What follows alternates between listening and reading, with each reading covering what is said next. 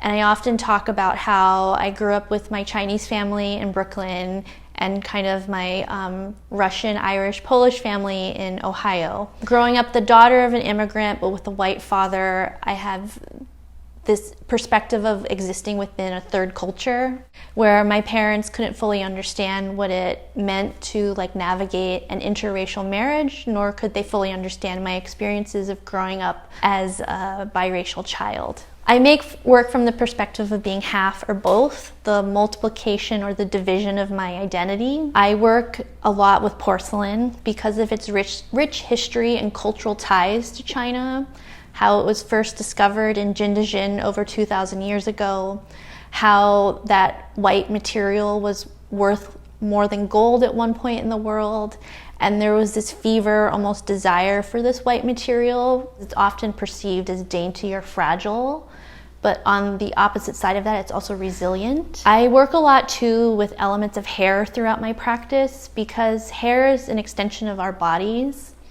It's something that grows in the womb, and it also grooms past our lives in the tomb. So for interventions, because of the pandemic and during this time, I couldn't travel to sit with the objects in person. So I had to research the whole collection online.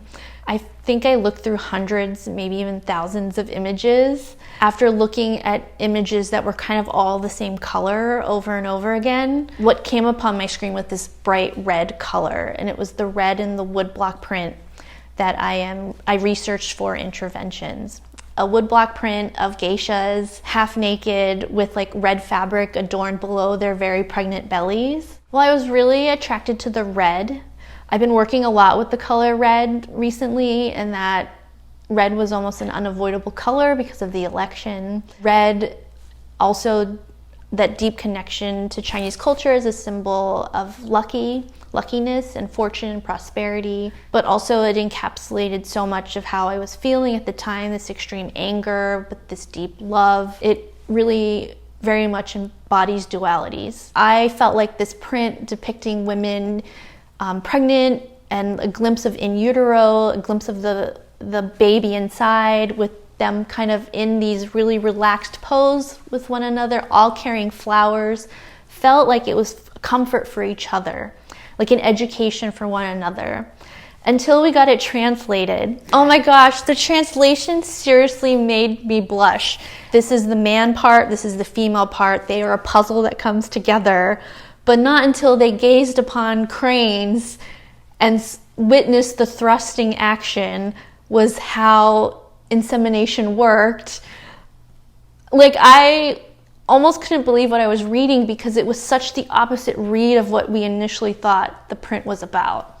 We all came to realize that the translation really meant that it was to educate women on the need to procreate, to continue the family lineage. My intervention for the piece was to insert the female narrative into this, that these pieces are for her pleasure and her body, not for the sole act of procreation. I think how I'm going to answer this comes from my personal experience, in that I often am not included in exhibitions that are all Asian. It's only within the last few years where me being half Chinese, I'm included, which to me makes me feel like I am part of this conversation. And that what the Asian diaspora looks like, I think is changing, and institutions like this are recognizing that. Many times the conversations of growing up Asian in America stems from, we all feel like we live in this third culture.